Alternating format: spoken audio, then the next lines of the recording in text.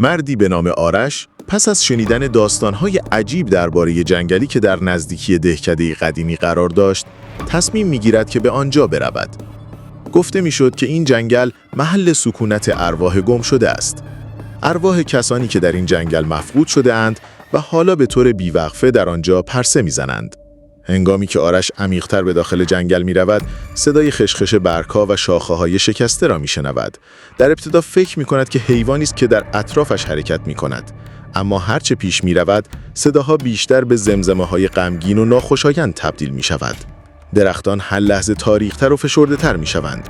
در یکی از پیچ‌های تنگ جنگل، آرش با چشمان خود یک تصویر مبهم می‌بیند. یک زن با چشمان سفید و بیروح در حالی که بدون هیچ حرکتی در کنار درختی ایستاده است. او به آرامی به آرش نگاه می‌کند ولی هیچ صدایی از او بر نمی‌آید.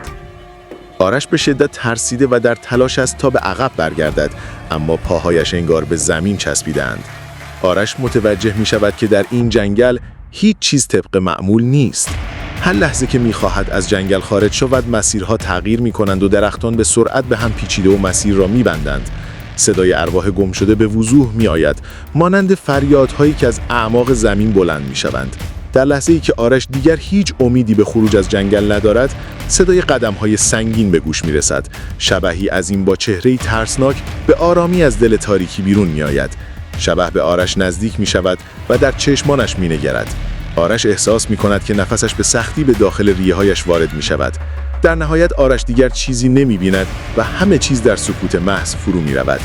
او به آرامی می‌فهمد که ارواح جنگل او را انتخاب کرده‌اند و حالا او هم یکی از ارواح گم شده خواهد بود که برای همیشه در دل این جنگل می‌چرخد.